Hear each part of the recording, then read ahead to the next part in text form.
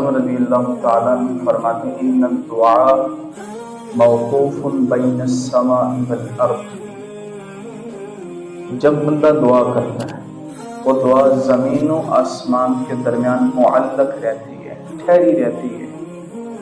لا یصعد منہ شیء، کوئی بھی چیز آسمان کی بلندیوں تک نہیں جاتی، حتی تصلی علی نبیک صلی اللہ علیہ وآلہ وسلم، جب تک تم اپنے نبی پہ درود نہ پڑھو۔ دعا کی قبولیت سمجھو ٹھہر گئی ہے، اور دعا جو مرضی مانگو شریعت کی حدود میں رہ کے مانگو۔ فرمایا کہ وہ چرتی ہے یہاں تک کہ زمین آسمان کے درمیان جا کے ٹھہر جاتی ہے۔ اگر وہ دعا قبولی کی طرف لے کے جانا ہو تو پھر اپنی حضور جانے جانا صلی اللہ علیہ وسلم پہ کثرت سے درود پڑھو۔